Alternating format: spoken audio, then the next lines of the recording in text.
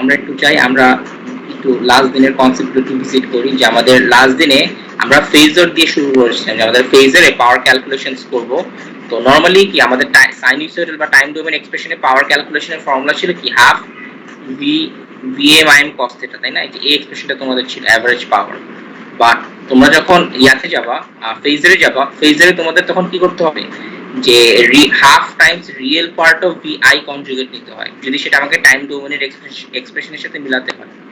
So পাওয়ার বের করার formula হলো হাফ, তারপরে real part of V I conjugate. আচ্ছা, তো এখানে আবার আমরা জিনিস দেখলাম, সেটা হলো কি আমাদের লোড আসলে কি আইদার রেজিস্টিভ হতে পারে অথবা রিঅ্যাক্টিভ। রিঅ্যাক্টিভ বলতে ইন্ডাকটিভ বা ক্যাপাসিটিভ লোডও হতে পারে। সো ইন্ডাক্টর বা ক্যাপাসিটরের জন্য আসলে কি এভারেজ পাওয়ার তোমাদের 0 আসবে, বাট রেজিস্টরের জন্য একটা ভ্যালু আসবে। ওকে, তো এটার একটা एग्जांपल আমরা এখানে দেখে আসছি, যেখানে পাওয়ার কনজারভেশন তোমাদেরকে শো করানো হয়েছিল। আর এছাড়াও তোমাদের maximum power transfer last class আমরা এখানে পুরোটা হয়তো শেষ করি নাই। ম্যাক্সিমাম পাওয়ার ট্রান্সফার আজকে আমরা এখান থেকে শুরু করব। এখান থেকে আমরা যেটা দেখলাম যে ম্যাক্সিমাম পাওয়ার ট্রান্সফারের জন্য আমাদের আসলে কি লাগবে দেখি আমরা এখানে, যে আমাদের প্রথমত কি ইকুইভ্যালেন্ট সার্কিট বের করতে হবে। তো সেখানে আমাদের দেখলাম যে যদি নরমালি আমাদের জেড মানে জেডএল যেটা লোড ইম্পিডেন্সে যদি রেজিস্টিভ এবং রিঅ্যাক্টিভ দুইটা পার্টি থাকে, যেমন আরএল এবং জেএক্সএল, মানে রেজিস্টিভ এবং রিঅ্যাক্টিভ দুইটা পার্টি আছে, এরকম যদি লোড হয় তাহলে কি তোমাদের ওই আমরা কারেন্ট বের করে কারেন্ট থেকে পাওয়ার বের করে সেখান থেকে এটাকে কি দুইবার ডিফারেন্সিয়েট করেছি, একবার উইথ রেসপেক্ট টু আরএল, একবার উইথ রেসপেক্ট টু এক্সএল। কারণ লোড যখন ভ্যারি করব আমাদের তো দুইটাই ভ্যারি করা পসিবল, তাই না? রেজিস্টিভ পার্ট অফ দ্য লোডও ভ্যারি করা পসিবল, রিঅ্যাক্টিভ পার্টও পসিবল। সো দুইটাকে আমরা ডিফারেন্সিয়েট করে দিচ্ছি। তো আমার স্ক্রিন কি দেখা যাচ্ছে? না স্যার, স্ক্রিন তো নাই। দেখা যাচ্ছে। যে দেখতে পাচ্ছ না একটু বের হয়ে আবার জয়েন করো, ঠিক আছে? তাহলে হয়তো তোমার এটা ঠিক হয়ে যাবে, কারণ আমি যতটুকু জানি আমি সবকিছু ঠিকমতো অন করেছি। সো তো এখানে কি আমরা যাই, তো দেখি এখন যে আমাদের লোডে আসলে কি দুইটা পার্টি ভ্যারি করা পসিবল, রিয়েল পার্ট এবং রিঅ্যাক্টিভ পার্ট, যেটা আরএল এবং এক্সএল। সো আমরা দুই ভাবে ডিফারেন্সিয়েট করে দুইটাকে ইকুয়ালস টু 0 করব। একটা থেকে আমরা পাবো যে আমাদের লোডের রিঅ্যাক্টিভ পার্ট এক্সএল আসবে কি -xth এর সমান, আরেকবার আসবে আমাদের লোডের রেজিস্টিভ পার্ট হলো তোমার ইকুইভ্যালেন্ট সার্কিটের রেজিস্ট্যান্সের সমান। সো এখান থেকে আমরা দেখতে পারলাম কি আমাদের লোড ইম্পিডেন্সটা আসলে কি তোমাদের ইকুইভ্যালেন্ট থেভেনিন ইম্পিডেন্সের কনজুগেটের সমান আসে যদি আমাদের ম্যাক্সিমাম পাওয়ার ট্রান্সফার করতে হয়। ঠিক আছে, এটা একটু ইম্পর্টেন্ট, এবং এই ডেরিভেশনটা তোমরা একটু বাসায় প্র্যাকটিস করবা, স্পেশালি এই ডিফারেন্সিয়েশন করে এই দুটো কন্ডিশন নিয়ে আসা, কারণ তোমাদের মাঝে মধ্যে হয়তো এই ডেরিভেশন আসে পরীক্ষায়। আচ্ছা, তো এরপর আমাদের একটা নিউমেরিক্যাল ক্যালকুলেশন, এবং এখান থেকে যদি আমাদের পাওয়ার বের করতে হয় আমাদের কি এক্সএল, এটা ছিল আমাদের পাওয়ারের জেনারেল এক্সপ্রেশন, পাওয়ার সমান হাফ, তারপর হলো আই তোমার magnitude of I square Times RL. I তো আমাদের একটা কমপ্লেক্স ভ্যালু, তো সেটার ম্যাগনিটিউড নিতে হবে square Times absolute value square Times RL. তো এখানে আমাদের আরএল এর জায়গায় বসাতে হবে কি আরটিএইচ, এক্সএল এর জায়গায় বসাতে হবে -xth। তো এখান থেকে বোঝা যাচ্ছে কি xth কাটাকাটি যাবে, তাই না? আমাদের এখান থেকে বোঝা যাচ্ছে, যদি আমি একটু দেখাই, যে এই জায়গাতে যদি আমরা -xth বসাই তখন কি এটা কাটাকাটি যাবে। সো তোমাদের এই পুরো জিনিসটা ইয়া আসবে, মানে ইন টার্মস অফ আরএল আসবে, আরটিএইচ আসবে। এটা সেখান থেকে তোমাদের পাওয়া যাবে কি, এটা হবে ভিটিএইচ স্কয়ার, এখানে তোমাদের আরএল সমান তো আরটিএইচ, সো আরটিএইচ বাই 2 থাকবে, আর নিচে আসবে তোমাদের কি আরটিএইচ করলে 2 টাইমস আরটিএইচ স্কয়ার, তার মানে 4 আরটিএইচ স্কয়ার হয়। যেখান থেকে তোমাদের আরটিএইচ আর একটা স্কয়ার কাটাকাটি চলে যায়, ফাইনালি তোমরা যেটা পাবা সেটা হলো VTH square divided by 8 times RTH. Difference হলো তোমাদের ডিসি সার্কিটে এটা কত ছিল, তো লাস্ট দিন एग्जाम দিলাম, বলো এই ভ্যালুটা কত ছিল যখন আমরা ম্যাক্সিমাম পাওয়ারটা করছি? হ্যাঁ, তো আমাদের ডিসি সার্কিটে আমাদের যখন ম্যাক্সিমাম পাওয়ার ট্রান্সফার বের করতে হয় তখন ম্যাক্সিমাম পাওয়ারের ফর্মুলাটা সেই VTH square divide by 4 times RTH, আর এখন আসছে তোমাদের 8 এসি সার্কিট। এটা আবার আরেকটু চেঞ্জ হবে যদি আমাদের এই আউটপুট ইম্পিডেন্সে যদি এই এক্সএলটা 0 হয়ে যায় তখন কিন্তু আবার এই ভ্যালুটাও চেঞ্জ হয়ে যাবে। কেন? কারণ তখন তোমাদের যদি এই এক্সএলটা 0 হয় তখন আর এই ভ্যালুটা 8 থাকবে না। কিভাবে থাকবে না দেখি আমরা, যে এখন কিন্তু আমরা ইয়া করতে পারবো না, আমাদের এখানে কিন্তু আর এক্সএল এর ভ্যালু -xth বসাতে পারবো না ফর দ্য কেস যদি আমাদের আউটপুটে শুধুমাত্র রেজিস্টিভ একটা লোড থাকে। ওকে, সো ইন দ্যাট কেস তখন আমাদের কি হবে, এটা হবে VTH স্কয়ার আর এটা হবে তোমাদের RTH বাই 2, RTH এখানে হবে RL বাই 2 আর নিচে আসবে তোমাদের RTH plus RL square plus XTH square. কেন? কারণ XL এর ভ্যালু আসলে 0 এখানে। এখন এই RL এর ভ্যালুটা আসলে কি? RL কিন্তু নো লঙ্গার RTH, এখন আর এটা RTH এর সমান আসবে না, কারণ তোমরা যখন এই এক্সপ্রেশনটা ইউজ করবা তোমাদের এখানে কি দিস ইজ 0, তখন তোমাদের RL এর ভ্যালু আসবে, তোমাদের RL আসবে RTH স্কয়ার প্লাস এখানে কত XTH স্কয়ার রুট ওভার, যেটা হলো ইন আদার ওয়ার্ডস তোমাদের যে Z আছে Z এর অ্যাবসলিউট ভ্যালু, তাই না? ZTH এর অ্যাবসলিউট ভ্যালু আসবে। এটা হলো ফর দ্য কেস যখন আমাদের লোডটা শুধুমাত্র একটা ইম্পিডেন্স মানে একটা রেজিস্ট্যান্স হবে, কোনো ইন্ডাকটেন্স থাকবে না লোডে এই আউটপুটে, ঠিক আছে? এটা আমরা পরের স্লাইডে গেলেই ক্লিয়ার হবে যে আমাদের পরের স্লাইডে দেখানো আছে যে আমাদের ম্যাক্সিমাম পাওয়ার ট্রান্সফারের জন্য যদি আমাদের লোডটা হয় একটা ইম্পিডেন্স নট রেজিস্ট্যান্স, যদি একটা ইম্পিডেন্স হয় তখন আমাদের পাওয়ার আসে VTH square divide by 8 times RTH। But যদি আমাদের একটা পিওরলি রেজিস্টিভ লোড হয় যেখানে আমাদের XL এর ভ্যালুটা হলো 0, ইন দ্যাট কেস তখন আমাদের RL আসবে এরকম অ্যাবসলিউট ভ্যালু অফ ZTH এবং পাওয়ারটা তখন তোমাদেরকে ওইভাবে বের করে আনতে হবে। ঠিক আছে, আগের স্লাইডটা আমরা লেখাগুলো একটু রিমুভ করে দিচ্ছি। আমরা এখন একটা एग्जांपल দেখব যেখানে তোমাদের এই থেভেনিন ইকুইভ্যালেন্ট ইম্পিডেন্স বের করতে বলা হয়েছে। ওকে, একটা এরকম সার্কিট দেওয়া। সো তোমরা তো অলরেডি যেহেতু ডিসির জন্য খুবই ভালো মতো শিখে আসছো, এসির জন্য খুব একটা কঠিন কিছু না, আমাদের বের করতে হবে ফাইন্ড দ্য ম্যাক্সিমাম, মানে we have to determine ZL। আচ্ছা, তোমাদের এখানে মিউট করতে হবে, মিউট করতে হবে। ওকে, সো এখন আমাদের ZL বের করতে হবে যেটার জন্য আমাদের ম্যাক্সিমাম পাওয়ার ট্রান্সফার হবে। বোঝা যাচ্ছে কি একটা ইকুইভ্যালেন্ট ইম্পিডেন্স সার্কিট বের করতে হবে আমাদের, থেভেনিন ইকুইভ্যালেন্ট সার্কিট। সো প্রথম সার্কিটটা আসবে কি, আমাদের যখন আমরা যদি ইম্পিডেন্স বের করতে হয় ZTH, আমাদেরকে কি করতে হবে যে ZTH বের করার জন্য এই কোন ইন্ডিপেন্ডেন্ট ভোল্টেজ সোর্স বা কারেন্ট সোর্স গুলোকে অফ করে দিতে হবে।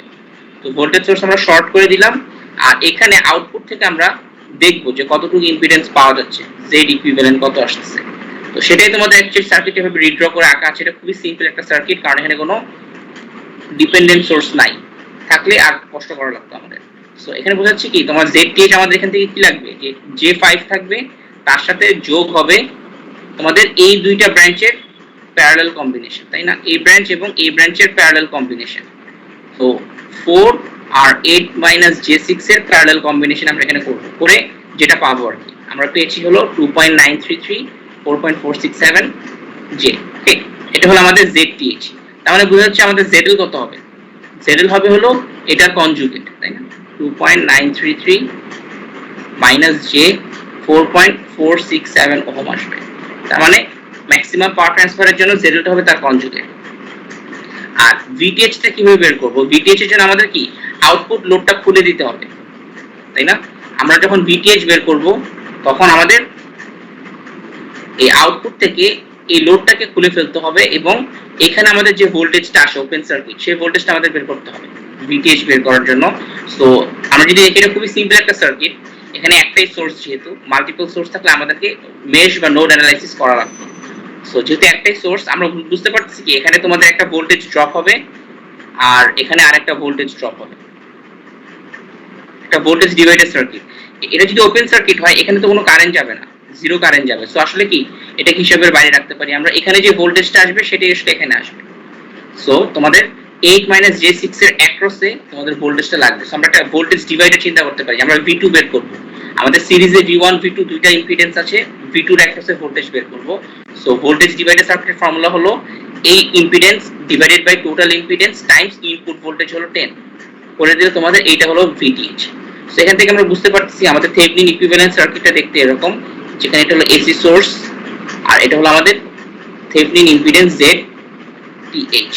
ওকে, এখানে আমাদের ZTH হলো আমাদের এই ভ্যালুটা বসবে, যেটা হলো আমরা এখানে বের করলাম 2.933 প্লাস 4.467, আর VTH হলো তোমাদের এই ভ্যালুটা, VTH হলো এইটা, এন্ড ZTH হলো তোমাদের এটা।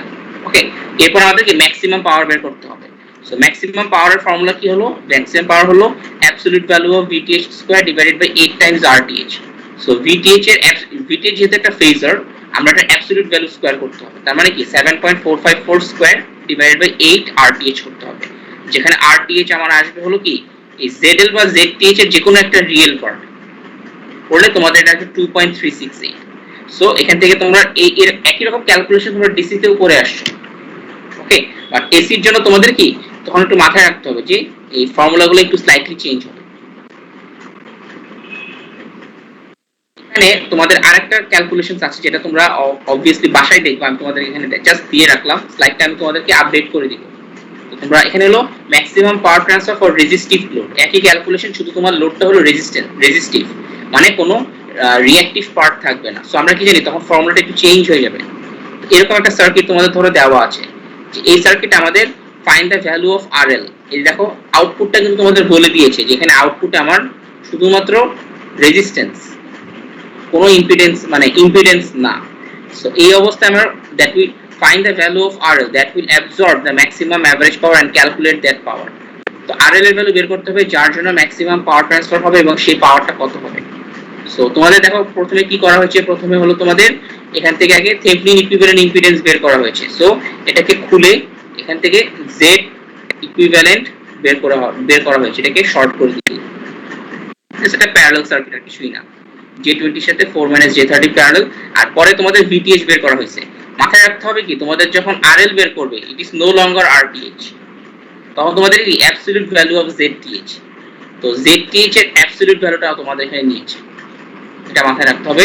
এবং পাওয়ারটা যখন বের করেছে তোমাদের কিন্তু আর ওই সিম্পলিফাইড এক্সপ্রেশনটা ইউজ করা যাবে না, যেটা ছিল কি তোমাদের VTH square divided by 8 times RTH, এটা তোমরা ইউজ করতে পারবে না শুধুমাত্র রেজিস্টিভ লোড হলে। কারণ আমাদের এটা কখন আসছে, যখন আমাদের ওই XL সমান -XTH বসাই, শুধুমাত্র তখনই আমাদের এই ফর্মুলাটা কাজ করবে, এছাড়া আর কাজ করবে না। তখন তোমাদের নরমাল ওয়েতে যেটা হাফ I স্কয়ার RL, এটা তোমাদের মাথায় রাখতে হবে, সেটা দিয়েই করতে হবে। সো আমাদের কারেন্টটা বের করলাম আমরা VTH by ZTH plus ZL। কেন? কারণ আমাদের ইকুইভ্যালেন্ট সার্কিটটা এখন দেখতে এরকম, এটা হলো VTH, এটা হলো আমাদের ZTH এবং এটা হলো কি আমাদের ZL। সো এটা আমাদের RL অ্যাকচুয়ালি, কারণ resistive. So total voltage by total impedance করলে আমরা এই কারেন্টটা পাবো। সো আমাদের পাওয়ার ফর্ম হচ্ছে half absolute value of I square RL, যেখানে আমরা অ্যাবসলিউট ভ্যালু এটা ইউজ করব, ঠিক আছে? সো এটা করে আমাদের 39.29 ওয়াট আসে। সো তোমাদের কি আসলে দুইটার মধ্যে দুইটাই প্র্যাকটিস করতে হবে, উইথ ইম্পিডেন্স এবং উইথ রেজিস্ট্যান্স আউটপুটে। ঠিক আছে, সো এই ছিল তোমাদের ম্যাক্সিমাম পাওয়ার ট্রান্সফারের দুইটা ক্যালকুলেশন। এর বাইরে নরমালি আর কিছু আসে না, সো তোমাদের এই দুইটাই প্র্যাকটিস করতে হবে।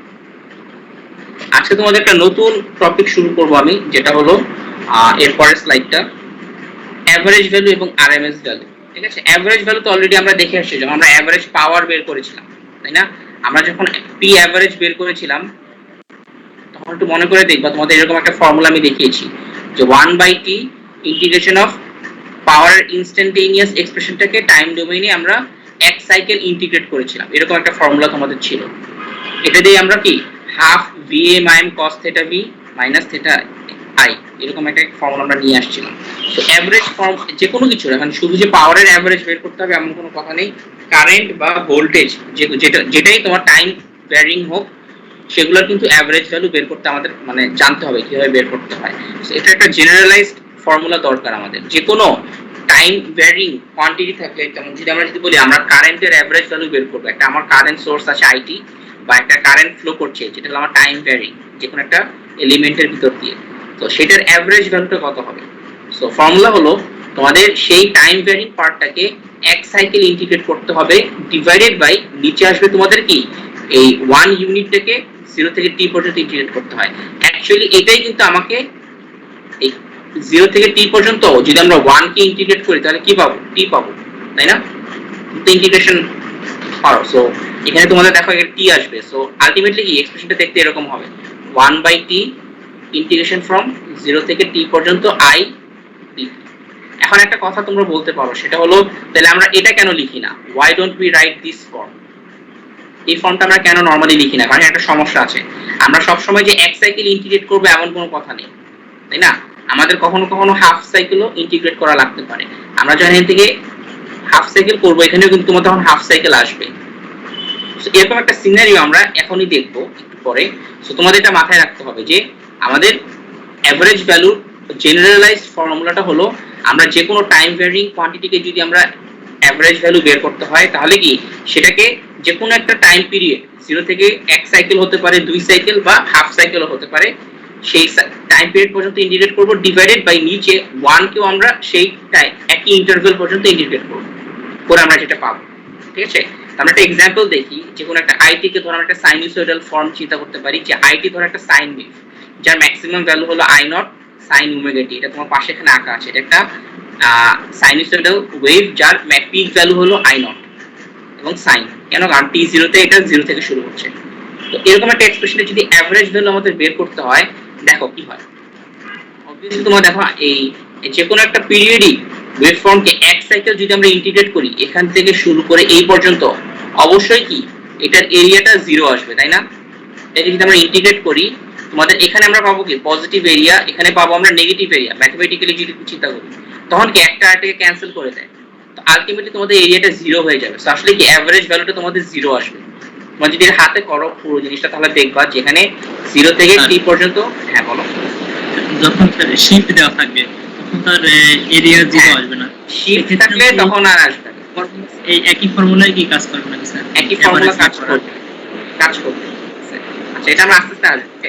তো এভারেজ ভ্যালু তখন আমাদের অবশ্যই 0 আসবে না, তখন আমাদের ওই শিফট ভ্যালুটাই আসবে। এটা তোমরা দেখবা যে আমি যদি এখন I not sin omega t এর জন্য করি, প্রথমত এটা ফর্মুলা ওয়াইজ কি হবে, এটা 0 থেকে t পর্যন্ত I not sin omega t K integrate করব, আর নিচে 1 কে আমরা 0 থেকে t পর্যন্ত, যেহেতু এই ইন্টারভ্যালটা 0 থেকে t, এই নিচের ইন্টারভ্যালটাও আমার 0 থেকে t পর্যন্ত নিতে হবে dt। তো আমরা যদি এটাকে ইন্টিগ্রেট করি, আলটিমেটলি কি পাবো আমরা, যে তোমরা দেখবা যে এখানে প্রথমত I নট হলো একটা কনস্ট্যান্ট ভ্যালুটাকে বাইরে নিয়ে আসলাম, আর নিচে তোমার 0 থেকে t পর্যন্ত ইন্টিগ্রেট করলে নিচে একটা t আসবে। এবার আসি sin ওমেগা t কে আমরা যদি ইন্টিগ্রেট করতে হয়, তাহলে কি হবে? sin কে ইন্টিগ্রেট করলে মাইনাস cos ওমেগা t হয়, আর সেই সাথে আমার আবার ওমেগা t কে ডিফারেন্সিয়েট করলে নিচে একটা ওমেগা আসবে, তাই তো? এটা হলো আমার কমপ্লিট ইন্টিগ্রেশন, আর ইন্টারভ্যালটা হলো 0 থেকে t পর্যন্ত। সো এই স্টেপটাই তোমাদের অ্যাকচুয়ালি এখানে দেখানো আছে সেকেন্ড লাইনে। তো এবার তোমরা ভ্যালু বসাবা। তো ভ্যালু যদি বসাতে হয়, একবার cos ওমেগা t এর মধ্যে ক্যাপিটাল T বসাতে হবে, একবার cos ওমেগা t এর মধ্যে 0 বসাতে হবে। সো যখন আমরা ক্যাপিটাল T বসাবো, তখন ওমেগা ভ্যালুটা 2π/t লিখতে হবে, কারণ এখানে কাটাকাটি যায়। আর যখন 0 বসাবো, তখন তো 0ই হয়ে যাবে। সো আসলে এটা কিছু দেখার নাই। সো cos 2π এর ভ্যালু কিন্তু আসলে 1, এটার ভ্যালুও 1, আবার cos 0 এর ভ্যালুও কিন্তু আসলে 1। সো 1 - 1 করলে তোমাদের এই যে 0 আসছে। তো আর যেটা বললাম, তোমরা এটা বাসায় ট্রাই করবা, যে যদি আমার I এর value I not sin omega t plus 5 হয়, একটা 5 ভোল্ট শিফট করে দিলাম, যেখানে I নটটা একটা অনেক বড় ভ্যালু, ধরো 10 চিন্তা করতে পারো I নট। সো এরকম যদি একটা ওয়েভ হয়, তখন তোমাদের এই এক্সপ্রেশনটা কি 5 ইউনিট উপরে উঠে যাবে, তাই না? তখন তোমাদের এই সাইনুসয়েডাল এক্সপ্রেশনটা দেখতে এরকম হবে। ডিপেন্ড করতেছে এটা কি ক্রস করবে নাকি না, এটা ডিপেন্ড করতেছে পিক ভ্যালুটা 5 এর থেকে বড় নাকি ছোট, সেটার উপর। আমি জেনারেলি একটা আঁকলাম। এখন এটা যদি এভারেজ ভ্যালু বের করো এক সাইকেলের জন্য, 0 থেকে t পর্যন্ত যদি তোমরা বের করো, অবশ্যই তোমরা এটার ভ্যালুটা কত পাবা? দেখবা যে এই শিফটের ভ্যালুটাই পাচ্ছ। অবশ্যই করা যাবে, এটা তোমরা করবা, ঠিক আছে? বাসায় করে দেখবা যে এটার ভ্যালুটা তোমাদের দেখো 5 এর মতো আসে। কেন? কারণ আইটি কে যখন আমরা ইন্টিগ্রেট করব, ঠিক আছে, এটাকে যখন আমরা ইন্টিগ্রেট করব, তখন তোমাদের কিন্তু এই ভ্যালুটা sin এর জন্য 0 আসবে, বাট 5 কে ইন্টিগ্রেট করলে তোমরা দেখবা যে 5t আসে, যেখানে t কাটাকাটি গিয়ে 5 আসে তোমাদের। সো এটা তোমরা অবশ্যই বাসায় ট্রাই করবা, যে একটা ডিসি ভ্যালু অ্যাড করে দিবা, শিফট সাইনটাকে উপরে উঠে দিবে, একটু উঠে দিয়ে তারপরে এটাকে এভারেজ ভ্যালু বের করবা। আমাদের এরকম আরো অনেক एग्जांपल আমরা আজকে দেখব। সো আসলে এটার জন্য আমরা সামনের দিকে আগাই, তাহলে আমাদের জন্য বুঝতে ইজি হবে। যেটা বলছিলাম, যে তোমাদের এক সাইকেল যদি আমরা শুধু একটা পিরিয়ডিক যে কোনো সাইন, মানে সাইনুসয়েডাল হতে হবে এমন কোনো কথা নেই, যদি কোসাইনও হয় বা যে কোনো পিরিয়ডিক ওয়েভফর্ম যদি এরকম টাইপের সিমেট্রিক হয়, যে এই টি এক্সিস বরাবর সিমেট্রিক একটা ওয়েভফর্ম, এটাকে যদি আমরা এক সাইকেল ইন্টিগ্রেট করি, এটা অবশ্যই 0 আসবে। সো এটাকে তাহলে আমাদের যদি একটা এভারেজ ভ্যালু পেতে হয়, তাহলে কি হাফ সাইকেল ইন্টিগ্রেট করতে হবে। যদি আমরা ধরো হাফ সাইকেল ইন্টিগ্রেট করি তাহলে আমরা তো একটা ভ্যালু পাবো, যে আমরা এখানে ওই একই ফর্মুলা অ্যাপ্লাই করছি হাফ সাইকেলের জন্য, 0 থেকে t/2 পর্যন্ত আমরা it কে ইন্টিগ্রেট করব এবং নিচেও 0 থেকে t/2 পর্যন্ত নিব। তাহলে দেখবা যে তোমাদের এখানে ইন্টিগ্রেশনটা কি হবে, তোমাদের তখন এই যে প্রথমত এখান থেকে আসবে তোমাদের i নটটাকে বাইরে নিয়ে আসবো, আর নিচে তোমাদের ইন্টিগ্রেট করার পর আসবে t/2, তারপর আমরা sin কে ইন্টিগ্রেট করলে কি মাইনাস cos ওমেগা t পাবো, আর এই ওমেগাটা এখানে বাইরে আসবে। এটাই তোমাদের অ্যাকচুয়ালি এখানে দেখানো আছে যে 2 টা আসলে উপরে চলে গিয়ে কি 2i নট ওমেগা t, আর cos ওমেগা t হলো 0 থেকে t/2। তো বসাবো আমরা 0 থেকে t/2। সো যখনই আমরা টাইমটা বসাবো ওমেগাকে আসলে কি তখন 2 পাই/t লিখতে হবে, লিখে আমাদের এখানে সিম্পলিফাই করব। সিম্পলিফাই করলে দেখা যাবে যে প্রথমত এখানে a2 আর a2 কাটাকাটি যায়, আর এখানে at আর at কাটাকাটি যায়। সো এখানে একটা i নট বাই পাই থাকে, একটা i নট বাই পাই থেকে যাচ্ছে। আর এই 2টা কোথা থেকে আসছে দেখি আমরা, এই 2টা আসছে তোমাদের এখান থেকে, যেখানে যদি আমরা t কাটাকাটি করি এবং 2 কাটাকাটি করি তাহলে cos পাই আসে, তাই তো? cos পাই এর ভ্যালু তোমরা দেখবে এখানে এটা -1, আর cos 0 আসলে কত 1, তো এখানে মাইনাস তারপর আবার 1 থাকে। সো -1 মিলে কত দিবে তোমাদেরকে? -2 দিবে, আর সামনে একটা মাইনাস আছে, সো আলটিমেটলি এটা প্লাস হয়ে যাবে। সো এই 2টা তোমাদের আসলে এই 2টা আসছে। সো এখানে আমরা তাহলে দেখলাম যে আমরা যদি হাফ সাইকেল ইন্টিগ্রেট করি তাহলে আমরা একটা এভারেজ ভ্যালু পাবো, যেটার ভ্যালু হলো 2 পাই/i নট। ঠিক আছে? সো আলটিমেটলি তোমাদেরকে অবশ্যই এই সাইনুসয়েডাল ওয়েভফর্ম দেওয়া হবে না, তোমাদেরকে অনেক ডিফারেন্ট ওয়েভফর্ম দেওয়া হবে এভারেজ ভ্যালু বের করার জন্য। আমরা আরো কিছু एग्जांपल দেখব একটু পরেই। ওকে, এখন যেটা বললাম যে আচ্ছা তোমাদের নতুন টপিক হলো, একটা হলো এভারেজ ভ্যালু, আর একটা টপিক আছে সেটা হলো কি তোমাদের আরএমএস ভ্যালু। স্যার এই হাফ সাইকেল এভারেজ ভ্যালু এটার সিগনিফিকেন্সটা কি স্যার? এভারেজ ভ্যালু ওই ফুল সাইকেলের ক্ষেত্রে একরকম, হাফ সাইকেলের ক্ষেত্রে আরেকরকম, এটা সবসময় চেঞ্জ হবে নাকি? এখানে আসলে সিগনিফিকেন্স, এখানে আসলে তোমাদের পারাটা মানে এভারেজ ভ্যালু বের করাটা হলো ইম্পর্টেন্ট। তোমাদের পরীক্ষার সময় বলে দিবে কতটুকুর জন্য বের করতে হবে, তাই না? সো তোমাদের তখন তোমাদের যদি বলা হয় হাফ সাইকেলের জন্য বের করো তোমরা করবা, যদি বলা হয় ফুল সাইকেলের জন্য বের করতে তাহলেও তোমরা ওভাবে বের করবা। ঠিক আছে? একটু পরে তোমাদের ক্লিয়ার হবে, একটা ফর্মুলা আছে যেখানে তোমাদের এভারেজ ভ্যালুটা বের করা লাগে, সেটা আমরা আসবো, একটু ওয়েট করতে হবে। এটা সিগনিফিকেন্স হলো তোমাদের ওই পিক ফর্ম বা তোমাদের পিক ফ্যাক্টর, আর একটা হলো ফর্ম ফ্যাক্টর, দুটো ফর্মুলা তোমাদের প্রায় বের করতে বলা হয়। আচ্ছা, সো আমরা একটু দেখি আরএমএস ভ্যালুটার সিগনিফিকেন্স আসলে অনেক বেশি এভারেজ ভ্যালুর তুলনায়। ঠিক আছে? যে আরএমএস টা আসলে আমার কি দরকার কেন? আমাদের ডিসি ক্ষেত্রে যেরকম আমরা একটা এভারেজ ভ্যালু পাই, তাই না? যে তোমার এভাবে চিন্তা করি যে ধরো তোমার একটা পাওয়ার, যে আমার একটা এসি সোর্স আছে, একটা এসি যেটা তোমার একটা লোড ইম্পিডেন্স কে পাওয়ার করতেছে, এটা হলো তোমার জেড। এখন এটা তো তোমাদের এসি সোর্স, তাই না? তো ও তো কিছু পাওয়ার তোমার অবশ্যই লোডকে দিবে। সো তোমরা যদি এভারেজ দিয়ে পাওয়ার বের করতে যাও তাহলে কিন্তু তোমাদের পাওয়ার এভারেজ আসবে না, তাই না? আমরা যখন পি এভারেজ বের করি আমরা কি করি, আমরা পাওয়ারটাকে ইনস্ট্যান্টেনিয়াস পাওয়ারটাকে কিন্তু আমরা ইন্টিগ্রেট করি করে আমরা একটা এভারেজ পাওয়ার পাই, তাই না? এক সাইকেলের জন্য যদি ইন্টিগ্রেট করি তাহলে আমার এখানে 1/t আসে। সো এভারেজ পাওয়ারটাকে আমরা এখান থেকে পাচ্ছি কি, আমাদের এই এভারেজ পাওয়ারের কনসেপ্টটা আসলে কি, আমরা যদি এখানে একটা ডিসি সোর্স থাকতো তাহলে সে কি পরিমাণ পাওয়ার দিত আমাকে, যদি এখানে একটা ডিসি সোর্স থাকতো বা একটা রেজিস্ট্যান্স থাকতো তাহলে এই রেজিস্ট্যান্সের মধ্যে আমার কি পরিমাণ পাওয়ার সে ট্রান্সফার করতো এই ডিসি সোর্সটা, ভিডিসি, সেটাই কিন্তু আমার আসলে কি এভারেজ পাওয়ারের কনসেপ্ট। এখন এভারেজ ভ্যালু দিয়ে আসলে কিন্তু আমরা এভারেজ পাওয়ার পাবো না, তাই না? একটা ওয়ে হলো আমরা যদি পাওয়ারটাকে পুরোপুরি ইন্টিগ্রেট করি, আমরা যদি টাইম ডোমেন এক্সপ্রেশন থাকে তখন সেটাকে আমরা ইন্টিগ্রেট করতে হবে। আর আরেকটা ওয়ে হলো সবসময় হয়তো আমাদের টাইম ডোমেন এক্সপ্রেশন বের করা পসিবল হবে না, সো ইন দ্যাট কেস তখন আমাদের কি আরএমএস ভ্যালু বের করতে হবে। ঠিক আছে? তো আরএমএস ভ্যালুর কনসেপ্টটা হলো এটা একটা এফেক্টিভ ভ্যালু, যেটা হলো for a periodic time varying একটা কোয়ান্টিটির জন্য। এটা তোমার কারেন্টের জন্য হতে পারে, ভোল্টেজের জন্য হতে পারে, এফেক্টিভ ভ্যালু অফ ভোল্টেজ অথবা এফেক্টিভ ভ্যালু অফ কারেন্ট, যে কোনো টাইম ভ্যারিং পিরিয়ডিক সিগন্যাল হতে হবে।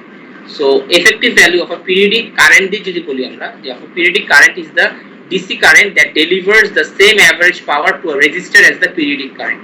মানে আমার যদি একটা এসি সোর্স থাকে, এটা একটা এসি সোর্স, এই এসি সোর্সটা তোমার এই রেজিস্ট্যান্সকে যেই পরিমাণ অ্যাভারেজ পাওয়ার দিবে সেটা সেই একই পরিমাণ অ্যাভারেজ পাওয়ার দেওয়ার জন্য আমাকে এখানে কতটুকু ডিসি সোর্স হইতে হবে, সেটাই হলো আমার আসলে এফেক্টিভ ভ্যালু।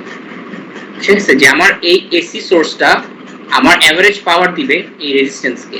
তো একই পরিমাণ এভারেজ পাওয়ার যদি একটা ডিসি সোর্স দিয়ে দিতে হয় তাহলে সেই ডিসি সোর্সটার ভ্যালু কত হবে, সেটাই হলো আমার এফেক্টিভ ভ্যালু কনসেপ্ট। ঠিক আছে, এটা করলে আমাদের জন্য কি পাওয়ার বের করতে অনেক ইজি হয়, আমরা এফেক্টিভ ভ্যালু বের করতে পারলে বা আরএমএস ভ্যালু। আরেকটা সিগনিফিকেন্স হলো আমাদের আরেকবার একটু বলতেন স্যার, শুনতে পারেন স্যার।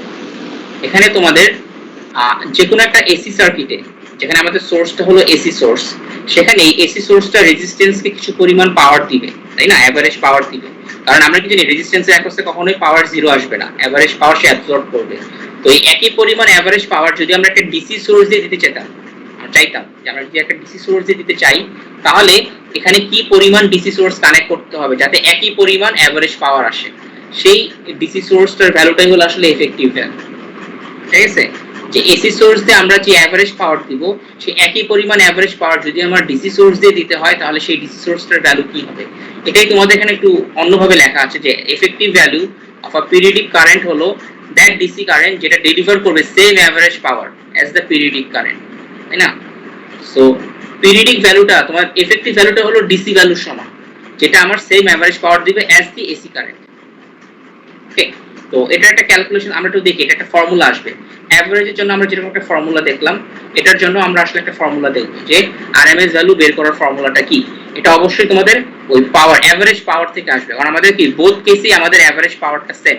তো এসি সোর্স যদি হয় আমার এভারেজ পাওয়ারের ফর্মুলাটা কি হবে, 1/t ইন্টিগ্রেশন 0 থেকে t পর্যন্ত ইনস্ট্যান্টেনিয়াস পাওয়ার, তাই না।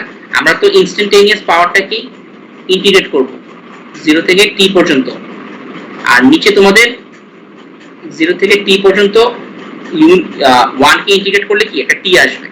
সো এই ফর্মুলাটাই তোমাদের আসলে এখানে দেওয়া আছে। এখানে আমার দেখো ফর রেজিস্ট্যান্স, যদি একটা রেজিস্ট্যান্স থাকে তাহলে তার পাওয়ারের ফর্মুলা কি হবে, তার পাওয়ারের ফর্মুলাটা হবে তোমাদের কি টাইম ভ্যারিং যে কারেন্টে যাবে সেই কারেন্টের স্কয়ার টাইমস r, তাই না। এটাই তো আসবে আমার যখন শুধু একটাই রেজিস্ট্যান্স থাকবে তার থ্রুতে একটা আইটি কারেন্ট ফ্লো করবে, তখন তার পাওয়ারটা কি এই টাইম ভ্যারিং কারেন্টের স্কয়ার টাইমস r। সো আমার ইনস্ট্যান্টেনিয়াস পাওয়ারের এক্সপ্রেশন হলো it স্কয়ার r। এখন এইটাকে তোমার যদি আমার এখন ইন্টিগ্রেট করতে হয়, আমার কনস্ট্যান্ট টার্মগুলোকে বের করে নিয়ে আসতে হবে, তাই না। এটা হলো 0 থেকে t পর্যন্ত i স্কয়ার r dt, আর নিচে তোমাদের একটা t আসবে, কেন, কারণ এই 1 ইউনিট এই পর্যন্ত হলো আমরা এইটা লিখলাম। ওকে, তারপরের স্টেপ কি হবে দেখি, আমরা কনস্ট্যান্ট পার্টগুলোকে আলাদা করে ফেলবো। আমার এখানে কনস্ট্যান্ট হলো r এবং t, r বাই t কে আমি বাইরে নিয়ে আসলাম। তাহলে আমার টাইম ভ্যারিং পার্টটা হলো তোমাদের আসলে এই যে i স্কয়ার, এটা হলো কিন্তু টাইম ভ্যারিং পার্ট। আচ্ছা, কারেন্টটা হলো আমার টাইম ভ্যারিং কারণ এসি কারেন্ট। সো এটা ছিল আমাদের, আমরা যদি এভারেজ পাওয়ার বের করি এসি সোর্স চিন্তা করে যেখানে আমার একটা এসি কারেন্ট যাবে, তাই না। তো এটা ছিল তোমাদের এভারেজ পাওয়ার ইউজিং এসি কারেন্ট। এখন একই জিনিস যদি আমাদের ডিসি কারেন্ট দিয়ে বের করতে হয় তাহলে আমাদের পাওয়ারের ফর্মুলাটা কি হবে, একটা আই এফেক্টিভ ডিসি ভ্যালু যাবে, তাই না, DC voltage source DC value যাবে, সো আই স্কয়ার আর হবে, সিম্পল। সো আমাকে যেটা করতে হবে সেকেন্ড কেসে যদি আমরা ডিসির জন্য চিন্তা করি তখন আমাদের এটা হলো এসির জন্য, আর যদি আমাদের ডিসির জন্য চিন্তা করি তাহলে আমাদের এটা হবে কি আই এফেক্টিভ, এটা হলো আমাদের এফেক্টিভ ভ্যালুর কনসেপ্ট। তাই এফেক্টিভ কারেন্ট ফ্লো করবে টাইমস আর। সো আমাদের বোথ কেসে কি পাওয়ারটা সেম হইতে হবে, তাই না, কারণ আমরা বললাম কি যে এই এফেক্টিভ ভ্যালুটা তখনই বা সেই ডিসি ভ্যালু যার জন্য দুইটা কেসে পাওয়ারটা সেম। সো আমরা যদি একটু কম্পেয়ার করি তাহলে কি হবে, এই আর আর এই আরটাকে বাদ দিব আমরা, তাহলে আমাদের আই এফেক্টিভ স্কয়ার কি আসে, আই এফেক্টিভ স্কয়ার তোমাদের আসবে এখানে আই এফেক্টিভ স্কয়ার সমান আসবে বাকি পার্টটুকু যেটা হলো তোমার 1/t ইন্টিগ্রেশন ফ্রম 0 থেকে t পর্যন্ত এই time varying i square dt, তাই না। সেখান থেকে আমাদের আই এফেক্টিভ এর ভ্যালুটা কি আসছে, এটা আসছে তোমাদের square root of 1/t integration from 0 থেকে t পর্যন্ত i স্কয়ার dt। এই ফর্মুলাটা তোমাদের আসলে এখানে দেওয়া আছে, খুবই ইম্পর্টেন্ট ফর্মুলা। এটা দিয়ে আমরা অনেকগুলো ক্যালকুলেশন দেখব এফেক্টিভ যে কোন। এটা হলো তোমাদের কারেন্টের জন্য এফেক্টিভ ভ্যালু দেওয়া। সো এটা জেনারেল এক্সপ্রেশন যে আমাকে যদি একটা টাইম ভ্যারিং বা পিরিয়ডিক সিগন্যালের এফেক্টিভ ভ্যালু বের করতে হয় সেটার ফর্মুলাটা হলো স্কয়ার রুট 1/t ইন্টিগ্রেশন 0 থেকে t পর্যন্ত i স্কয়ার। ঠিক আছে, এটা ইম্পর্টেন্ট, এটাকে স্কয়ার করে দেন ইন্টিগ্রেট করতে হবে। সো একই ফর্মুলা কি তোমার ভোল্টেজের জন্য অ্যাপ্লিকেবল। আমার যদি effective value of periodic signal voltage VT এর জন্য বের করতে বলা হয় তখন কি 1/t ইন্টিগ্রেশন 0 থেকে t পর্যন্ত v স্কয়ার dt আসবে। তো ইনফ্যাক্ট তোমাদের এই আসলে এই দুইটাই আছে তোমাদের এই এসি ক্যালকুলেশনস গুলোতে হয় এফেক্টিভ ভ্যালু অফ কারেন্ট বা এফেক্টিভ ভ্যালু অফ ভোল্টেজ, এই দুইটাই তোমাদের অ্যাকচুয়ালি আছে। সো আমরা এই দুইটাই বের করা শিখব। ওকে, সো এটা হলো আমার জেনারেল ফর্মুলা যে আরএমএস স্কয়ার হলো যে কোনো আরএমএস ভ্যালুর স্কয়ার হবে তোমার ইকুয়ালস টু 0 থেকে টাইম পিরিয়ড পর্যন্ত সেই টাইম ভ্যারিং সিগন্যালটার স্কয়ার ডিটি ডিভাইডেড বাই 0 থেকে t পর্যন্ত ডিটি। এটা হলো আমার জেনারেল এক্সপ্রেশন, এটা দিয়ে আমরা বিভিন্ন ওয়েভ ফর্মের আরএমএস ভ্যালু বের করব। ঠিক আছে, এখন আমাদের ল্যাবে তোমাদের তো অবশ্য কোনো ইয়া নেই, এটার কোনো করেসপন্ডিং সেশনাল কোর্স নাই, তো অন্যান্য ডিপার্টমেন্টে আসলে আছে এই কোর্সটা। সো তখন আমাদের কি ডিসি সোর্সের জন্য আমরা যখন মাল্টিমিটার দিয়ে মেজার করি আমরা অ্যাকচুয়ালি কি পাই, ডিসি ভ্যালু পাই, অ্যাভারেজ ভ্যালু পাই, তাই না? একটা ডিসি সোর্সের আসলে শুধু অ্যাভারেজ ভ্যালু হয়, তার কোনো আরএমএস ভ্যালু হয় না। বাট যখন আমরা একটা এসি সোর্সে আসি তখন তার কিন্তু দুইটা মোড থাকে মাল্টিমিটারে, একটা হলো এসি মোড আর একটা হলো ডিসি মোড। তো আমাদের তখন বলতে হয় যে আমরা কোন ভ্যালুটা মেজার করতে চাই। আমরা যদি ডিসি মোডে মেজার করি তাহলে আমরা অ্যাভারেজ ভ্যালু পাই, আমরা যখন এসি মোডে মেজার করি আমরা তখন আরএমএস ভ্যালু পাই। আরএমএস ভ্যালুটা আমাদের খুবই ইম্পর্টেন্ট হলো এই পাওয়ার বের করার জন্য। ঠিক আছে, সামনে দেখবা যে অনেক আরএমএস ভ্যালু জিনিসপত্র আসবে, আমাদের কম পাওয়ারের আরো কিছু পার্ট বাকি আছে সেটা আমরা দেখব। তো আমরা খুব ইজিলি পাওয়ার যে কোনো রেজিস্টারের একটা পাওয়ার বের করতে হলে আমাদের এফেক্টিভ বা আরএমএস ভ্যালু দরকার, তখন আমরা ইজিলি আরএমএস ভ্যালু বের করতে পারি। এখন আসি হলো আমরা আরো কিছু ডিফারেন্ট, তোমাদের সবসময় যে এতক্ষণ পর্যন্ত তো আমরা পিরিয়ডিক সিগন্যাল দিয়ে দেখালাম, এখন পিরিয়ডিক ছাড়াও কিন্তু তোমাদের পরীক্ষায় আসবে। ঠিক আছে, তো কিরকম সিগন্যাল আসতে পারে, এরকম সিগন্যাল আসতে পারে। ডিসি সোর্সের ক্ষেত্রে আমরা যখন মানে মেজার করি তখন সেটা এভারেজ ভ্যালু পাই। হ্যাঁ, মানে মিটার দিয়ে যখন মেজার করি আমরা তো ওটা শুধু এভারেজ ভ্যালুই পসিবল, তার কোনো আরএমএস ভ্যালু পসিবল না। ঠিক আছে, ওই আর আরএমএস এর এভারেজ দেখবে সেম চলে আসে, যখন বের করবা তখন দেখবে যে সেমই চলে আসতেছে। সো ডিসির জন্য আসলে আরএমএস অ্যাপ্লিকেবল না, এটা শুধুমাত্র টাইম ভ্যারিং। কারণ কনসেপ্টটা দেখো, কনসেপ্টটা আর আরএমএস এর ডেফিনিশনটাই তো তোমার এখান থেকে আসছে যে আমার একটা এসি সোর্সের বা এসি পিরিয়ডিক সিগন্যালটার এফেক্টিভ ভ্যালু যেটা তোমার একই পরিমাণ পাওয়ার দিবে ডিসিতেও এবং এসিতেও। তো ডিসির তো আসলে কোনো এসি করেসপন্ডিং নাই, তো তুমি আসলে এই আরএমএস ভ্যালুটা এসি ডিসির জন্য প্রযোজ্য না। আচ্ছা, এখন আমাদের এরকম একটা সিগন্যাল ধরো তোমাদেরকে দেওয়া আছে, যে আমি এটাকে যদি একটু আঁকি, না দেখি আপাতত এখানে থাকুক, আমি এটাকে আঁকতে চাচ্ছি। তো তোমাদের এরকম একটা সিগন্যাল দেওয়া, যেখানে এটাকে এই টাইপের একটা সিগন্যালের নাম আছে, এটাকে বলা হয় সটুথ। তোমাদের সিগন্যালের নাম না জানলেও হবে, এরকম টাইপের, মানে এটা তোমার টাইম এক্সিসে এটা 0 থেকে, এটা আবার টাইম এক্সিসটা আবার মিলি সেকেন্ডে। সো তোমাদের একটু মাথায় রাখতে হবে, এগুলো একটু ঝামেলা, তো মিলি সেকেন্ডে থাকলে তো মিলিটা তোমাদের নিতে হবে। এখানে যে ইফেক্টিভ ভ্যালুটা কি সবসময় 1 সাইকেলের ক্ষেত্রেই ধরা হয়, যদি হাফ সাইকেলের ক্ষেত্রে ধরা হয় তাহলে এখানে হচ্ছে ইন্টিগ্রেশন এখানে লিমিট চেঞ্জ, তখন সবগুলো t/2 হবে আর কি। ঠিক আছে, t/2 হবে তখন। যাই হোক, এখন আমাদের একটা এরকম একটা এক্সপ্রেশন দেখি আমরা, যেখানে এরকম একটা কারেন্ট দেওয়া আছে IT, এবং তোমাদের বলা হচ্ছে এটার আরএমএস ভ্যালু বের করো, যার পিক ভ্যালুটা তোমাদের এখানে 10। এই পিক ভ্যালুটা হলো 10, এবং এটা কি পিরিয়ডিক সিগন্যাল নাকি না কেমনে বুঝবো? প্রথমত এটা হলো পিরিয়ডিক সিগন্যালের জন্য applicable RMS value, RMS value অবশ্যই পিরিয়ডিক সিগন্যালের জন্য হতে হবে। এটা কি পিরিয়ডিক সিগন্যাল নাকি না, কিভাবে বুঝবা? যেখানে একজন অ্যানসার করো। Sir periodic. না, এটা বুঝবো কিভাবে যে এটা পিরিয়ডিক সিগন্যাল? স্যার বারবার রিপিট হচ্ছে। হ্যাঁ, দেখবা যে একটা স্পেসিফিক ইন্টারভ্যাল পর পর 0 থেকে 5, আবার 5 থেকে 10, তার মানে কি 5 ইউনিট পর পর এটা কি রিপিট হচ্ছে, তখন এটা একটা পিরিয়ডিক সিগন্যাল। যদি রিপিট না হতো, ধর এটা কমে যাচ্ছে, প্রথম সাইকেলে পিকটা হলো 10, পরের সাইকেলে পিকটা হয়ে গেল 5, তারপরের সাইকেল হয়ে গেল 2, তাহলে কিন্তু এটা পিরিয়ডিক হবে না, তাই না? পুরোপুরি সেম হইতে হবে। তো এরকম একটা সিগন্যালের আরএমএস ভ্যালু আমাদের পসিবল। তো আমরা কি 3 সাইকেলের জন্য করব নাকি এক সাইকেল নিয়ে কাজ করলে আমাদের জন্য এনাফ? ঠিক আছে, যখন একটা পিরিয়ডিক সিগন্যাল পাবো আমাদের তখন একটা 1 সাইকেল কনসিডার করলেই এনাফ। ঠিক আছে, এবং এটা তো আর সিমেট্রিক না যে উপরে নিচে কাটাকাটি চলে যাবে, এরকম কেস আমাদের নাই। সো আসলে এটা ঝামেলা হবে না। ইনফ্যাক্ট আরএমএস ভ্যালু আমাদের পিরিয়ডিক সিগন্যালে আসলে কোনো ঝামেলা হবে না। ঠিক আছে, আমরা নরমালি ইউজুয়ালি আমরা 1 সাইকেলের জন্যই করব। সো শুধুমাত্র একটা সাইকেলের জন্য আমরা বের করব আরএমএস, কারণ 2 সাইকেলের জন্য করলেও তোমরা একই রেজাল্টই পাবা। কেন? কারণ উপরেও তুমি যখন 2 সাইকেল নিবা, নিচেও তুমি 2 সাইকেলই নিবা। সো দেখবে তোমাদের ভ্যালুটা আসলে আলটিমেটলি ক্যালকুলেশন করে দেখবে সেম আসছে। তো আমরা কনভেনশন অনুযায়ী আমরা এক সাইকেল ইন্টিগ্রেট করে বের করব।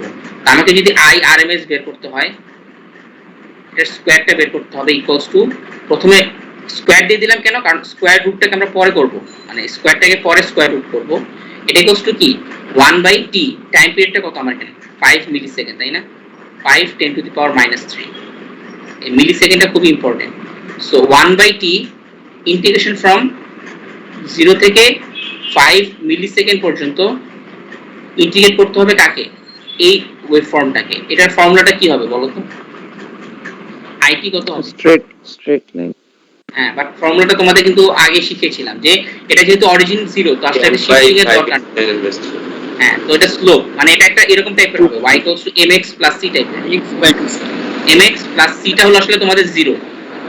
সো m টা কত তোমাদের উপর হলো 10, 2 হাফ আর নিচে 5 নিলে হবে না, মিলি সেকেন্ড কিন্তু 5 10 টু দি পাওয়ার -3 নিতে হবে, তারপরে t। ঠিক আছে, তো এটা করে তোমাদের এখানে আসবে হলো 2000t। ঠিক আছে, এটা হলো তোমাদের 2000t। সো তোমাদের এখানে ইন্টিগ্রেট করতে হবে 2000t কে, করলেও কিন্তু হবে না, এটা করলেও কিন্তু তোমাদের ভুল। কেন? কারণ আমাদের কিন্তু ওই কোয়ান্টিটির স্কয়ার নিতে হবে। সো প্র্যাকটিস করতে হবে তোমাদের যদি ঠিকমতো শিখতে হয়। এটার স্কয়ার করতে হবে, করলে তোমাদের যেটা আসবে, তোমাদের যদি আমি এটা দেখাই দেই, উপরে আসবে তোমাদের 2000/t²। আচ্ছা, এখানে আপাতত আমরা 1/t রাখি। ওকে, এটা তোমাদের আসবে এরকম যে 1/5 10 টু দি পাওয়ার -3, তার সাথে উপরে তোমার চলে আসবে 2000²। আমরা কনস্ট্যান্ট পার্টটাকে বাইরে নিয়ে আসলাম, আর ভিতরে থাকবে 0 থেকে 5 মিলি সেকেন্ড পর্যন্ত t² কে ইন্টিগ্রেট করব আমরা। সো এটা তোমাদের যে ভ্যালু আসার আসবে, ঠিক আছে, এটা তোমাদের রাফলি এরকম টাইপের আসবে যে এটা যদি হাতে করো 2000² divided by 5 10 to the power -3,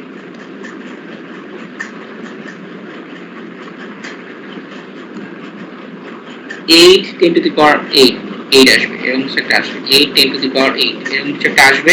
সেই সাথে তোমাদের এখানে বসাতে হবে কি, এটাকে ইন্টিগ্রেট করলে কি আসবে 1/3t³ নাকি? সো এটাকে তখন 0 থেকে 5 বসাবা মিলি, বসিয়ে বের করবা, দেখবা যে তোমাদের পরেরটা 0 আসবে, প্রথমটা যেটা আসার আসবে তোমরা এখানে আসবে এরকম 100/3 টাইপের আসবে একটা ভ্যালু, যেটা হলো অ্যাপ্রক্সিমেটলি কত 33.33 অ্যাম্পিয়ার। অবশ্যই এখানে একটা স্কয়ার রুট করতে হবে। ঠিক আছে, এখানে তোমাদের 100/3 তো পরে আসবে, তোমাদের এটা মানে এখানে একটা স্কয়ার, এটা হলো IRMS স্কয়ার, পরে এটাকে স্কয়ার রুট করে দিব আমরা। স্কয়ার রুট করে দিলে তখন আমাদের IRMS আসবে ওই ভ্যালুটার স্কয়ার রুট করার পরে 33.33 অ্যাম্পিয়ার। সো এই ক্যালকুলেশনটি তোমাদের এখানে পুরোটা করে দেওয়া আছে, বাট তোমাদেরকে স্টেপ বাই স্টেপ করতে হবে। তো পুরো জিনিসটা এখানে করে দেওয়া আছে, তোমরা এটা বাসায় চেক করে দেখবে। আচ্ছা, এখানে আমার মনে হয় আমি একটু পুরো জিনিসটা লিখি নাই। প্রশ্ন ছিল হ্যাঁ, স্যার, এই মানে ওয়েভ ফর্মটাকে কি আমরা এসি কারেন্ট বলতে পারবো? হ্যাঁ, এটা ইন আ সেন্স এসি বলা যাবে না, বাট এটা একটা পিরিয়ডিক সিগন্যাল এক কথায়। ঠিক আছে, এটা এসি না হলো এটা কিন্তু পিরিয়ডিক। তো আমাদের আরএমএস ভ্যালুটার কনসেপ্ট আসবে আসলে পিরিয়ডিক থেকে। ঠিক আছে, যে কোনো পিরিয়ডিক সিগন্যালের জন্য আমরা আরএমএস ভ্যালু বের করতে পারবো, বা টাইম ভ্যারিং এবং পিরিয়ডিক সিগন্যাল হতে পারে। এটা এসি ভ্যালু বলা যাবে না, কারণ এখানে কোনো নেগেটিভ পার্ট নাই। এখানে আরেকটা এক্সাম্পল আমরা দেখি। এভারেজ বের করতে যে কোনো পিরিয়ডিক সিগন্যাল হতে হবে স্যার। এভারেজ ভ্যালুটা যে কোনো কিছুর জন্য বের করা যায়। ঠিক আছে, পিরিয়ডিক সিগন্যাল অবশ্যই পিরিয়ডিক হইতে হবে, তাই না? পিরিয়ডিক না হলে তোমরা আসলে এটা রিপিট না করলে তো আসলে তোমরা সেটার এভারেজ ভ্যালু পাবা না, তাই না? তো অবশ্যই এই সব কিছু আরএমএস এভারেজ সবই হলো আসলে তোমাদের পিরিয়ডিক সিগন্যালের জন্য। আচ্ছা, এবার আমরা আরেকটা এক্সাম্পল দেখি। ধরো তোমাদের এরকম একটা ওয়েভ ফর্ম দেওয়া, এটার একটা নাম আছে ট্রায়াঙ্গুলার ওয়েভ ফর্ম বলে। ঠিক আছে, এরকম করে চলতেই থাকে টাইমের সাথে। এরকম একটা ওয়েভ ফর্মের তোমার আরএমএস ভ্যালু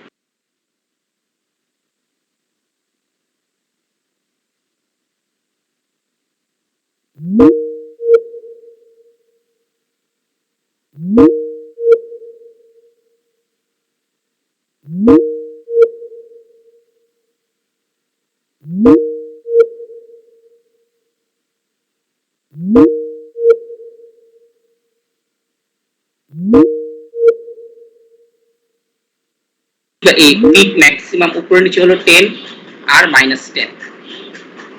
এই সিগন্যালটার আইআরএমএস কত হবে? অবশ্যই তার আগে আমাদেরকে টাইম ডোমেইন এক্সপ্রেশনগুলো লিখে ফেলতে হবে এখানে, তাই না? এখন এটা কি পিরিয়ডিক সিগন্যাল নাকি না? অবশ্যই বোঝা যাচ্ছে এটা রিপিট করতেছে। কোন ইন্টারভ্যাল থেকে কোন ইন্টারভ্যাল পর্যন্ত রিপিট করতেছে বলো? 0 থেকে 8। আচ্ছা, কেউ কেউ বলবে 0 থেকে 8, আবার কেউ কেউ বলবে 2 থেকে 10, তাই না? 2 থেকে 10 ও তো রিপিট করতেছে। তো আসলে কি পিরিয়ডিক সিগন্যালটা তোমরা যে কোনো ইন্টারভ্যালে নিতে পারো। সো কেউ যদি চাও 0 থেকে 8 করতে পারো, কেউ যদি চাও 2 থেকে 10 ও করতে পারো, আর তোমাদেরকে অ্যাপ্রোপ্রিয়েট ইকুয়েশন নিতে হবে। কেউ যদি 2 থেকে 10 পর্যন্ত করো, তাকে কোন কোন সেগমেন্ট নিতে হবে ক্যালকুলেশন করার সময়? অবশ্যই কি যে 2 থেকে 10 নিবা তাকে তোমার এই সেগমেন্টটাও নিতে হবে এবং এই সেগমেন্টটা নিতে হবে। আর যে 0 থেকে 8 করবা তাকে তোমার এই 0 থেকে 2 নিতে হবে একটা সেগমেন্ট, 2 থেকে 6 পর্যন্ত একটা সেগমেন্ট, আর 6 থেকে 8 পর্যন্ত। মানে তার আসলে তিনটা সেগমেন্ট নিয়ে কাজ করতে হবে। সো আমরা বড়টা দিয়েই করি, তিনটা সেগমেন্ট দিয়ে অ্যাকচুয়ালি ক্যালকুলেশনটা করি। সো আমাদেরকে আসলে কি 0 থেকে 2 পর্যন্ত একটা ইকুয়েশন আসবে, 2 থেকে 6 পর্যন্ত একটা ইকুয়েশন আসবে, 6 থেকে 8 পর্যন্ত আসবে। তো ইকুয়েশনগুলো কি হবে? প্রথমটা বুঝে যাচ্ছে এটা কি mx ফর্মে আসবে। সো mটা কত? 10/2, তাই না? প্রথমটা আসবে 10/2t করলে 5t আসবে। পরেরটা কি হবে দেখো, এটাকে আমরা বলেছিলাম কি যে শিফটিং মেথডে করতে, তাই না? পরের পার্টগুলো যে এটা একটা mx ফর্ম, এটা যদি অরিজিনে থাকতো তাহলে আমাদের কি হতো? এটা একটা নেগেটিভ স্লোপের আসতো, তাই না? নেগেটিভ স্লোপের mt হতো। তো স্লোপটা হলো তোমার উপরে হলো 10 আর নিচে হলো 2, তার মানে এখানে 5 আসতো তোমার -5t। যদি এটাকে অরিজিনে নিয়ে আসতাম আমরা এই সেগমেন্টটাকে, এখন এটাকে আমরা শিফট করলাম কত ঘর?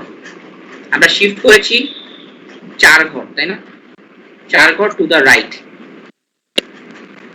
তাহলে রাইট ওয়ার্ড শিফট করলে কি হয়? -5 এর ভ্যালুটা কি হবে? t -4 হবে, তাই না? তখন আমাদের এটা আসবে কত? -5t -20 এরকম একটা এক্সপ্রেশন তোমাদের আসবে। সো সেকেন্ড ইকুয়েশনটা হলো -5t +20। চাইলে তোমরা এখানে ভ্যালু বসিয়ে দেখতে পারো। আমার এখানে 2 বসালে 10 আসার কথা, আমি যদি এখানে 2 বসাই আমার এখানে 10 আসবে। আমার যদি এখানে 6 বসাই তাহলে কত আসবে? -10।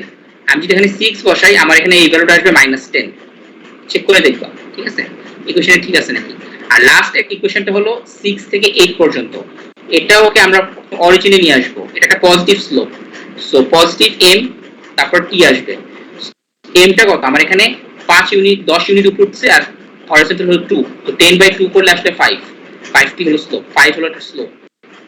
আর এটাকে আমরা যদি অরিজিন থেকে এখানে নিয়ে আসি তাহলে আমি 8 ইউনিট শিফট করতেছি, তো 5 টিটা হলো কত? t -8 দিয়ে রিপ্লেস করব, কারণ 8 ইউনিট রাইটওয়ার্ড শিফট করতেছি। সেখান থেকে এটা আসবে কত? 5t -40। সো তোমাদের লাস্ট এক্সপ্রেশনটা হলো তোমাদের 5t -40।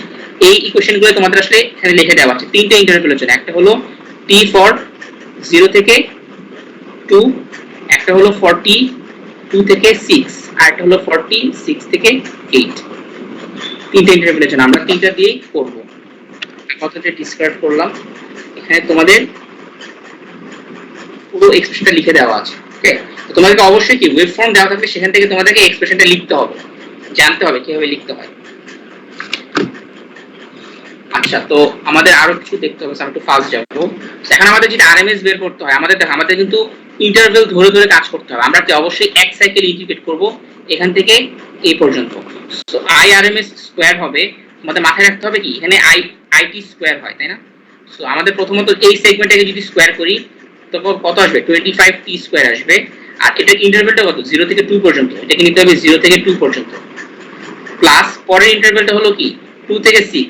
চিন্তা করে দেখো আমরা কিন্তু এই ফর্মুলাটাই আমরা অ্যাপ্লাই করতেছি আমাদের আরএমএস এর যে ফর্মুলাটা, এই ফর্মুলাটাই আমরা অ্যাপ্লাই করতেছি বাট ইন্টারভ্যাল ধরে ধরে। সো এটা খুবই ইম্পর্টেন্ট আমাদের এই এক্সাম্পলটা, ঠিক আছে? কারণ এটা শিখলে তোমরা যে কোনোটাই করতে পারবা। সো প্রথমটার জন্য ইন্টারভ্যাল হলো 0 থেকে 2 পর্যন্ত আইটি স্কয়ার করলাম, প্লাস পরেরটা হলো 2 থেকে 6 পর্যন্ত এই পার্টটাকে স্কয়ার করতে হবে, প্লাস লাস্টটা হলো তোমার 5t -40 কে স্কয়ার করে 6 থেকে 8 পর্যন্ত ইন্টিগ্রেট করতে হবে। আর নিচে আসবে কি পুরো এক সাইকেল 0 থেকে 8 পর্যন্ত dt। তারপর তোমরা স্টেপ বাই স্টেপ ক্যালকুলেশন করবা, একটু ঠান্ডা মাথায় করতে হবে, ঠিক আছে? যে আমার এখানে যদি 0 থেকে 8 পর্যন্ত 1 কে ইন্টিগ্রেট করে আমরা কত পাবো? 8 পাবো, তাই না? এখানে 1 আসবে, 8 আর 0 বসাবো, বসালে 8 পাবা। সো এই 8টা তোমাদের আসতেছে হলো নিচ থেকে, আর এই ব্র্যাকেটের মধ্যে তোমাদের আসলে বাকি পার্টটুকু করা হচ্ছে। যে প্রথমত এটাকে ইন্টিগ্রেট করলে আসবে কত? 25/3 t কিউব। এটাকে প্রথমে স্কয়ার ভাঙবা, ভাঙলে কি হবে? মানে এটা 25 t স্কয়ার, তারপর আসবে মাইনাস 5 to the 10 আর 200 আসবে, 200 t প্লাস 400। এর পরে তোমরা ইন্টিগ্রেট করবা, ইন্টিগ্রেট করলে তোমাদের 25/3 t কিউব আসবে, মাইনাস 200/2 t স্কয়ার আসবে, প্লাস 400 t আসবে। সিমিলারলি এটাকেও হোল স্কয়ার ভাঙবা, ভাঙলে তারপর যেটা আসে 25 t স্কয়ার মাইনাস এখানে 400 t প্লাস এখানে আসবে তোমাদের 400 স্কয়ার। পরে এটাকে ইন্টিগ্রেট করলে যেটা আসবে, আসার পরে তোমাদের এখানে ঠিকমতো ইন্টারভ্যালগুলো ভ্যালু বসাবা, বসালে IRMS স্কয়ার আসবে 100/3, যেখান থেকে IRMS আসবে স্কয়ার রুট করার পর 5.77 অ্যাম্পিয়ার। সো তোমাদেরকে অবশ্যই কি RMS বের করার ক্যালকুলেশনগুলো বাসায় প্র্যাকটিস করতে হবে, ঠিক আছে? এই ছিল তোমাদের আরেকটা एग्जांपल।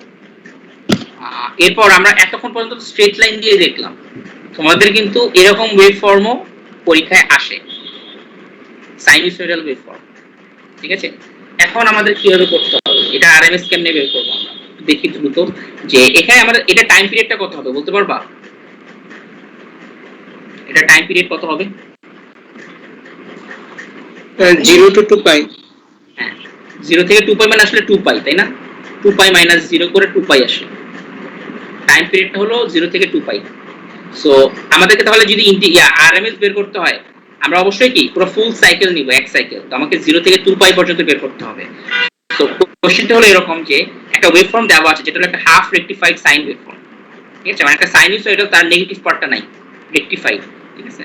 রেকটিফাইড মানে তার নেগেটিভ পার্ট নাই। তো এটার আরএমএস ভ্যালু বের করো এবং এভারেজ পাওয়ার যেটা তোমার একটা 10 ওহম রেজিস্টারকে সে দিবে।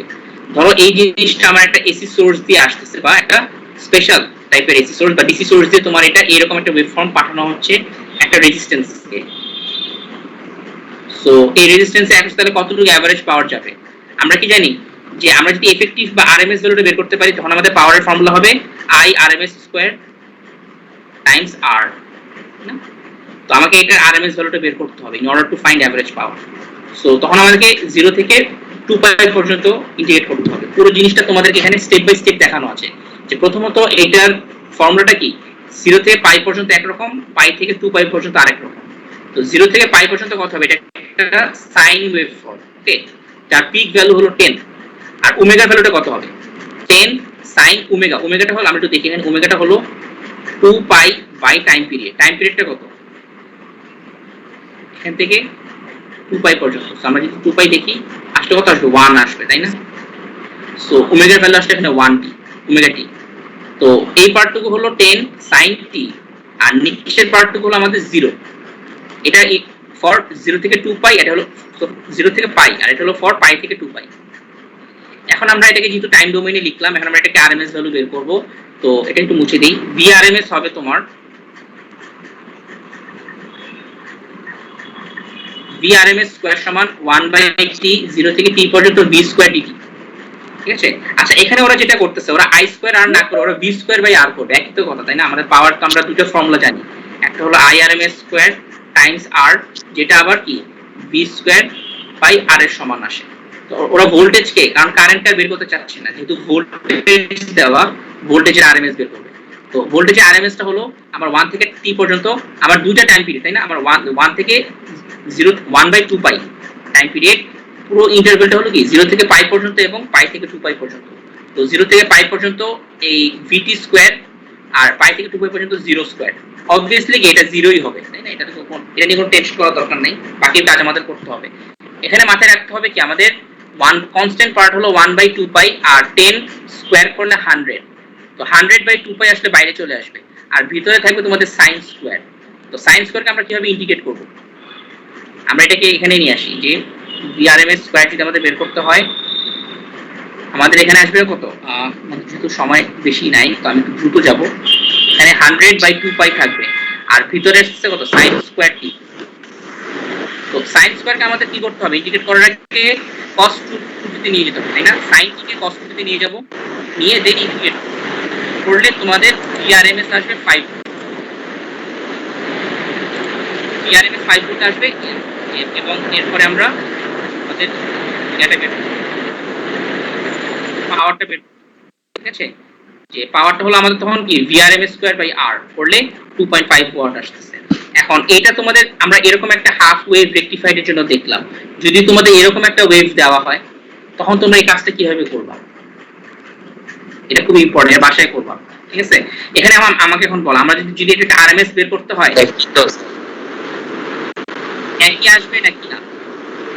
না স্যার, এখন 0 থেকে পাই পর্যন্ত করতে, 0 থেকে পাই পর্যন্ত করলে এটা বাসায় করবা, এটা হলো হোমওয়ার্ক, ঠিক আছে?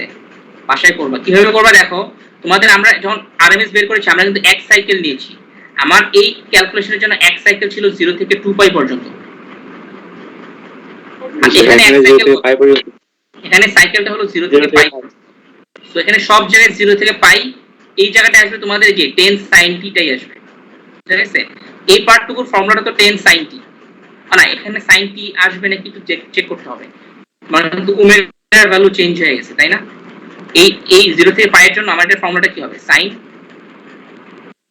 আচ্ছা sin t, এটা sin t আসবে, ঠিক আছে? সাইনুসয়েডাল চিন্তা করলে এটা sin t আসবে, এটা তোমাদের বইয়ের অঙ্ক, ঠিক আছে? বইয়ে দেখবা যে এটা কত আসে, sin t দিয়ে করতে হবে। কেন sin t দিয়ে করতে হবে এটা বইয়ে তোমাদের বলা আছে, কারণ এটা তো সাইন, তাই না? একটা সাইনের তো পুরো ফুল সাইকেল চিন্তা করতে হবে, ওর তো এখান থেকে শুরু হলে এখানে গিয়ে শেষ হবে যদি এটা সাইনুসয়েডাল এক্সপ্রেশন হতো, সেই জন্য তার এখানে sin t আসবে, মানে তোমার 2t আসতো আদারওয়াইজ।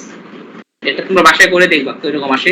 আরেকটা एग्जांपल তোমাদের আমি দিয়ে দিচ্ছি, এটাও তোমরা বাসায় করে দেখবা যে RMS ভ্যালু কত আসে। এখানে তোমাদের এক সাইকেল কোথা থেকে কোথা পর্যন্ত আসছে, এখান থেকে এই পর্যন্ত, তারপরে এখানে এসে আবার এখান থেকে, তার মানে কি 0 থেকে 3 পর্যন্ত তোমাদের আসলে কি সাইকেলটা। সো তোমরা 0 থেকে 3 পর্যন্ত পুরো প্রত্যেকটা সাইকেলের ওয়েভ ফর্মুলা ইকুয়েশন লিখবা, লিখে তোমরা এটাকে ইন্টিগ্রেট করে বের করবা কত আসে। সো এই ছিল তোমাদের আপাতত RMS ভ্যালুর পার্ট 2। বাসায় তোমরা আগের ম্যাথটায়, স্যার এর আগের ম্যাথটায় যদি কারেন্টের এক্সপ্রেশন বের করতে পারতেন টাইম ডোমেইনে, তাহলে সেক্ষেত্রে কি করতেন স্যার? এটার জন্য sin t আসবে, 10 sin t,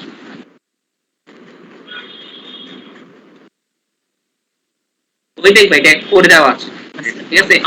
আমি বলছি স্যার এখানে তো ভোল্টেজের এক্সপ্রেশন দেওয়া আছে টাইম ডোমেইন, আমি বলছি যে কারেন্টের এক্সপ্রেশন কারেন্ট বের করতে গেলে তোমাকে যেহেতু রেজিস্ট্যান্স 10 ওহম দেওয়া, সো VT বাই R করতে হবে, ঠিক আছে? তো এখানে যদি 10 দিয়ে ভাগ দাও তখন IT এর এক্সপ্রেশন কি হবে, 10 দিয়ে ভাগ দেওয়ার পরে তোমাদের এখানে আসবে 1 sin t, কারণ 10 কাটাকাটি যাবে 10 বাই আর ক্লাস। ওকে, সো আপাতত আমি তোমাদেরকে এখানেই স্টপ করছি। সো বোঝা যাচ্ছে যে IT হলো VT বাই R। তো কারো যদি কোনো কোশ্চেন থাকে আমাকে চ্যাট বক্সে বলতে পারো, ঠিক আছে? আমি সেটার উত্তর দেওয়ার চেষ্টা করব। আপাতত তোমাদের ক্লাসটা আমি এখানেই শেষ করছি, একটু লেট হয়ে গিয়েছে আজকে ক্লাসটা শুরু করতে। আচ্ছা, তোমাদের নেক্সট দিন আসলে এই এসি পার্টটুকু শেষ করে দিব, ঠিক আছে? তোমাদের এসি ক্যালকুলেশনস আমরা এরপরে নেক্সট টপিকে হয়তো তারপরের মানে মঙ্গলবার দিন হয়তো নেক্সট টপিকে যাব। সো কালকে তোমাদের ক্লাসটা খুবই ইম্পর্টেন্ট, কালকে তোমাদের ফেজর ডায়াগ্রাম শেখানো হবে যেটা তোমাদের পরের ক্লাসগুলোতেও লাগবে। সো কালকে যদি কেউ না থাকো তাহলে পরের ক্লাসগুলো তোমাদের বুঝতে প্রবলেম হবে। যাই হোক, সবাই ভালো মতো ক্লাস করো, ওকে? আজকে তোমাদের এখানে আমি মিটিংটা ক্লোজ করে দিচ্ছি। সবাইকে খোদা হাফেজ।